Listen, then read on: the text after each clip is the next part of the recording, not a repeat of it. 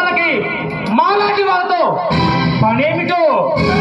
అమ్మాయిని నీ తమ్ముడు హత్య చేస్తుండగా నేను కళ్ళారా చూశాను. నన్ను చూసి నీ తమ్ముడు తిరిగి బండలా పారి వచ్చాడు. మర్యాదగా కళ్ళ బండ్ల కబుర్లు కట్టిపెట్టి నీ తమ్ముడిని నాకు అప్పగించు. మేము హత్యలు చేయడమే కానీ పోలీస్ స్టేషన్లకు, కోర్టులకు, జైళ్లకు తీసుకెళ్లే దమ్ము నీ చట్టానికి కానీ న్యాయస్థానానికి కానీ లేదమ్మా. ఎవరేమిటో ముందే నీ తమ్ముడు నాకు అప్పగించు. నిన్ను కూడా చేయాల్సి వస్తుంది. చూడు మిస్టర్ రుద్రమరాయుడు, రౌడీగా పుట్టాను, గోండాయిగా పెరిగాను. అలాంటి ఈ భగవానికి ఎదురు తిరిగితే ఏం జరుగుతుందో నీకు తెలియదా? నువ్వు రౌడీగా పుట్టవచ్చు, కానీ నా శక్తిని పరీక్షించాలని మాత్రం ప్రయత్నించుకో. తట్టుకోలేవు.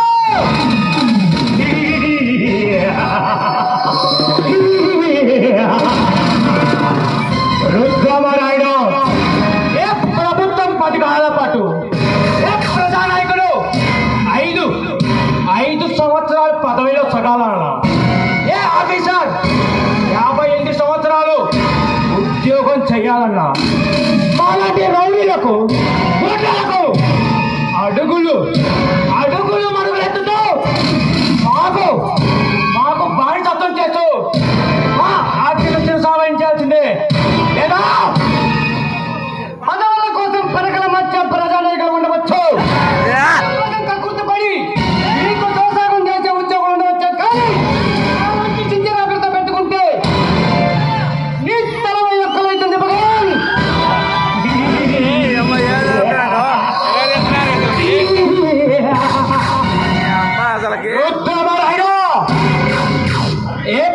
అవినీతికి అర్థం పట్టే ప్రజానాయకులు ఉన్నంత వరకు, అదర్మయోగితమయ్యే ఉద్యోగులు ఉన్నంత వరకు మాలాంటి వాళ్ళు ఎవరు ఏమి చేయలేరమ్మా. ఈ కాకి బట్టలు వేసుకున్న రోజు నాకు తెలుసు కట్టిన ఉదయాలు ఎదుర్కోవాల్సి వస్తుందని. ఈ లాఠీ పట్టుకున్న రోజు నాకు తెలుసు ఈ దౌర్జన్యాలు అడ్డుకోవాల్సి వస్తుందని. తలపై టోపీ పెట్టుకున్న రోజు నాకు తెలుసు ఈ కళలు వచ్చాయి మిమ్మల్ని కట్టాలు నెట్టాల్సి వస్తుందని నాకు బాగా తెలుసు. అయితే అతికి పెంచంగా కట్టబెట్టి మర్యాదగా నీ తమ్ముడు నాకు అప్పగించు. లేదా చేయాల్సి వస్తుంది. కదా అని బలగా మాట్లాడుకో. రౌడీని చెప్పకొట్టినా, రాజకీయ నాయకుడిని ఎత్తకొట్టినా ఏ వృత్తులోనో పడిపోగలవు.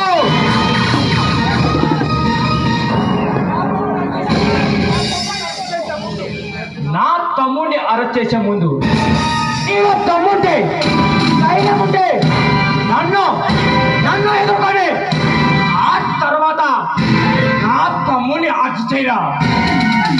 నీ తమ్ముడు కాదురా, మొత్తాన్ని అతి త్వరలో హత్య చేస్తాను. అది తప్పుకున్నాకు.